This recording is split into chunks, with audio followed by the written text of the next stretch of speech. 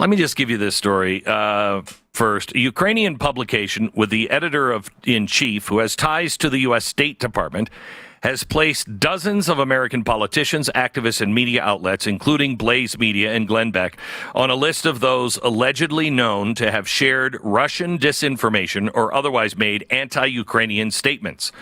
On Thursday, Texty.org, an independent media outlet that fuses data journalism projects with traditional journalistic genres.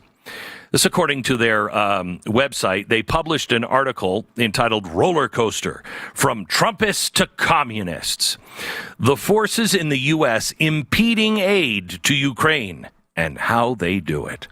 Now, there's 75 of us on this list, but nearly 400 entities that have opposed sending aid to Ukraine in its war against Russia.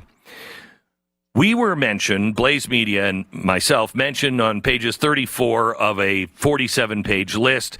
The anti-Ukrainian Blaze Media links are all from 2023. They include one which Blaze News article. There's one Blaze News article, 2 tweets, one of which is just showing a clip and a quote from Tucker Carlson, who's also on the list. And then 3 segments with Blaze Media's Glenn Beck. Okay. Now, what were the clips? Well, the first clip that they had a problem with was that I had said that the plan to go into Russia or to have Ukraine fight Russia and us to back them up was in the works in 2016. And Texty came out and said, that is an absolute lie. He's just making this stuff up.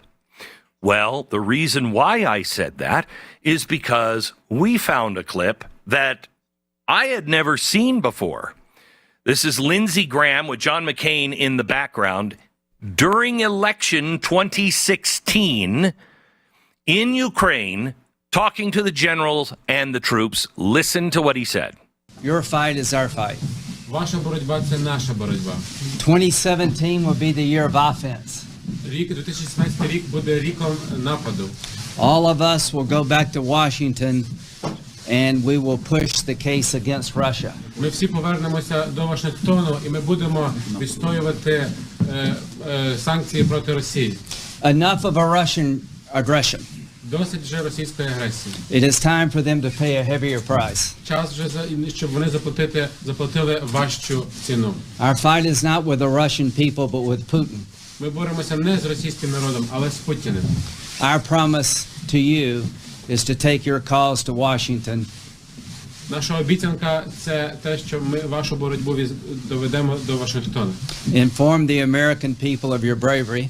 Проінформуємо американський народ про вашу відважність. And make the case against Putin to the world. Okay. Isn't that what happened in 2020? Or 2021? Isn't that exactly what happened? Now, Russia did invade. I'm not going to make a case for Vladimir Putin being a good guy because he's an absolute monster. However, when you have the State Department doing a color revolution in 2014 in Ukraine to get rid of the Russian that they say was running Ukraine, and then you have Lindsey Graham and John McCain during the election saying 2017 is the year we go on offense. It's time they pay a heavier price. Well, I would say that kind of sounds like, we're for going right after Russia. Our fight's not with the Russian people, just Vladimir Putin. That sounds like regime change. Does it not? Now, why didn't it happen in 2017? Because the unthinkable happened. Donald Trump was elected. That's what happened. Donald Trump was elected. In 2017, he became the president of the United States. And what happened? he all of a sudden was painted as a guy who was for Russia and the Russian interference. Forget the Chinese, just the Russian interference alone. So the enemy of Hillary Clinton and the State Department and everybody else, the enemy became Russia and Donald Trump, tied closely together. So the offense had to wait for 4 years, but they continued to smear Donald Trump with Russia. That was the whole case. Okay, so now let me go on. Let me tell you about a show we did a few weeks ago. Regime change. It's been United States policy for a very long time. Covert CIA operations. We go in, we manipulate the foreign media, we meddle in elections, we topple governments, and then, we go back to saying, we didn't do that. What are you talking about? This started with the Cold War, but nothing the CIA pulled off comes even close to what their successor began doing. Who was the successor to the CIA covert ops? Well, it was the United States government, that includes the CIA, along with NGOs, trade unions, and people like George Soros. Color revolutions. The first one that was really successful was the Middle East, the Arab Spring, right? I told you the Arab Spring it had its roots in communist, the European Spring. Back after the Communist Manifesto was written, they tried to overthrow all of Europe, and it was called the European Spring. How could this just peaceful movement just suddenly have the roots in revolutionary Marxism? Well, color revolutions, Middle East, then Latin America, and Eastern Europe, Ukraine is one of them. And here's what they do. The United States, so they can keep their distance, goes through NGOs and trade unions. They train and mobilize street movements. Kind of like, let's see if I can think of a street movement that seems like it wasn't actually real. BLM. Or the Palestinian street movements. By the way, as we've shown you, funded by these same kind of people. So we showed you all of the evidence on a color revolution and how it was done. And they did it all out in the open, and they even bragged about it. I showed you the people and the organizations at the top of the color revolution spear. I also showed you that some of these people, NGOs, trade unions, are now active here in the United States. And they seem to pop up every 4 years. Totally coincidentally, their money and their actions usually come at a time of massive civil unrest right before an election. Now, there's usually some kind of, government element at the top. Could be the CIA. Most likely it's the State Department and USAID, but ultimately it's the office of the president. So we did a chalkboard on this. We showed that has to happen. You have to have those in the government that are wanting to overthrow another government. Then the operation is privatized to give it distance from the government. This is where the NGOs like the National Endowment for Democracy come in.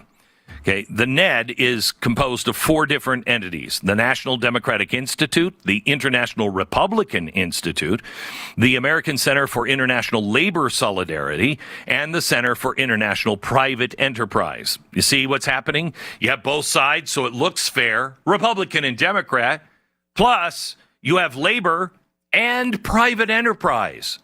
Everybody coming together. So this is a bipartisan kind of cover story.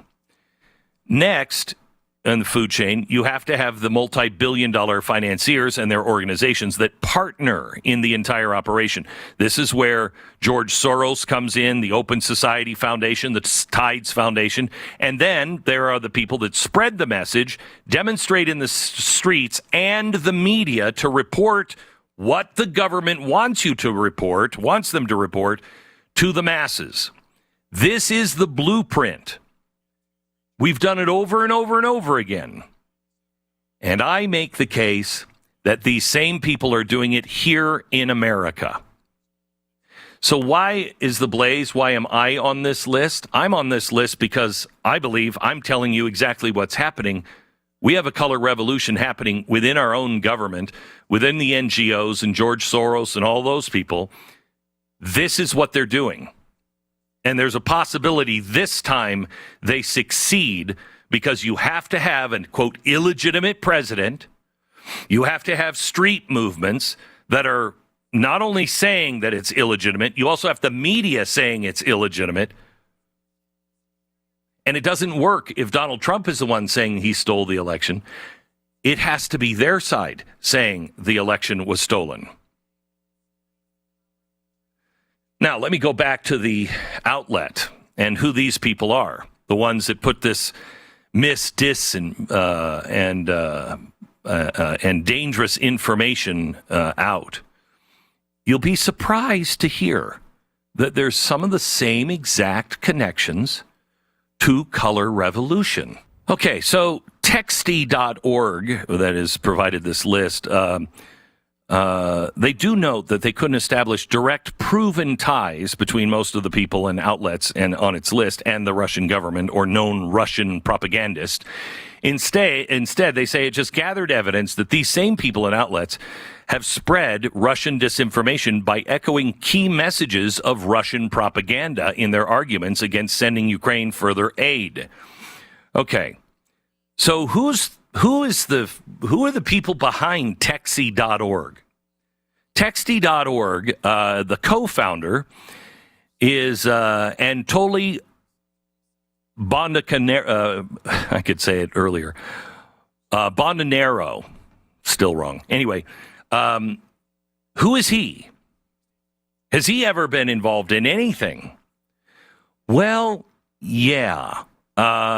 He was involved in the Tech Camp, a public diplomacy program established by the Bureau of Educational and Cultural Affairs at the U.S. Department of State. What is the Tech Camp? The Tech Camp is when they go into these countries where they're going to do a color revolution, and they find all these tech-savvy people, and they show them how to build movements against their government. That's what our State Department is doing, okay? Would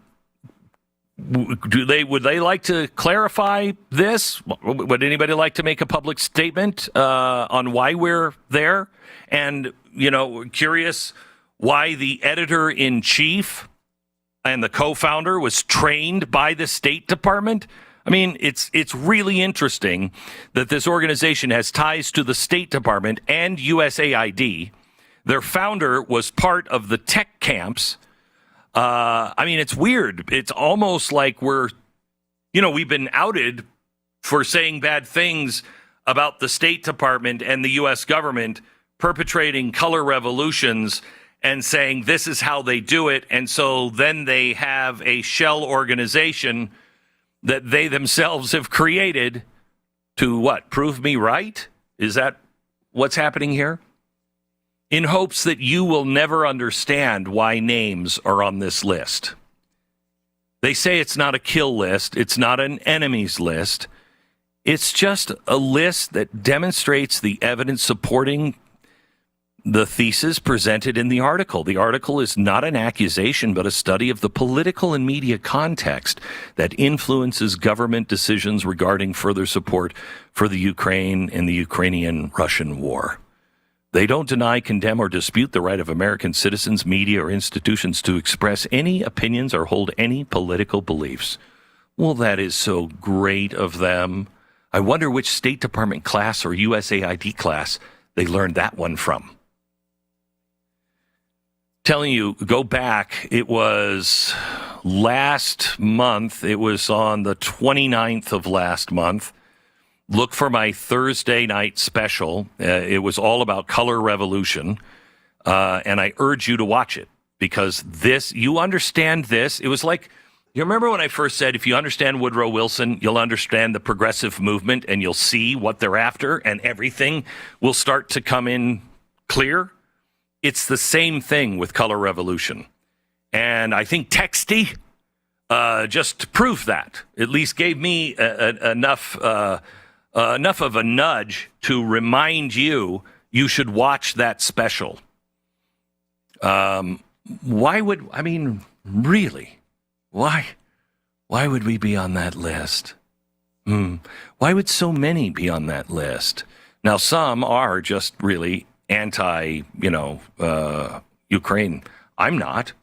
They put what was it, 10 people on the list that were congressmen and senators that were just calling for an accountant to be sent. That's Russian disinformation. You want an accountant to be, you know what that says to me? If you have to make that person an enemy of your cause, you're doing something with the money that we should know about. If you're just asking for, I just want accountability, we'll send the money. I just want accountability. If you call them an enemy, I think they're right. We should have accountants. You know what I mean? Maybe it's just me and more disinformation. And Peter Gietl is the Blaze Media managing editor for Return, and he has been looking into the story that we were just telling you about, that this Texty.org put a list together of people that, I don't know, Peter, what do they even say their motivation is if it's not an enemies list? They're trying to claim that, this is just compiling information of people repeating Russian disinformation or propaganda. But it's clear they're conflating, Russia Today with Blaze and Tucker Carlson, anyone else who has any sort of questions about the funding, including left-wing organizations like Code Pink. So I've been talking about Color Revolution, and I don't know where you stand on that, but I really believe that that's what's happening in America, and the left and George Soros and everybody else are doing what they've done in country after country for the last 20 years. They've just perfected it, and now they're doing it here to the United States to topple her and make her into a democracy instead of a republic. But it's interesting to me that the co-founder is a guy who has deep ties to the State Department and to Color Revolutions by hosting a tech camp in one of those countries. Am I far off base on that? No, absolutely not, Glenn. I completely agree with you on that. And I found this weekend originally that we had been placed on that list along with you and Blaze Media. But then last night, I was able to dig deeper and uncover some pretty interesting stuff about this organization. First of all is the Texty.org. They also go by Data Journalism Agency. It's the same board, same email, same address. And through the Data Journalism Agency, they're funded by the Global Investigative Journalism Network, which in turn is funded, has been given $2 million by the Open Society Soros Foundation. So they're directly tied in. Right. But there's more and more. So then once you dig deeper, they're openly admit, again, this organization that has placed duly elected members of Congress, media members across America, this foreign organization, is also funded by the Eurasia Foundation, which is a United States government funding apparatus, including the Transparency and Accountability and Public Administration Services, and the U.S. Agency for International Development. And those are so USAID, and those are always, they're known by anybody who pays attention as CIA fronts. Exactly. This is, the USAID comes into a country, they start doing things, and next thing you know, we've got a revolution on our hands because that's the CIA, correct? Absolutely. Yeah. Well, and they were also funded by the National Endowment for Democracy, which is absolutely 100%. Also, yes, also. Right. So also on that list of everybody who's participated in a color revolution.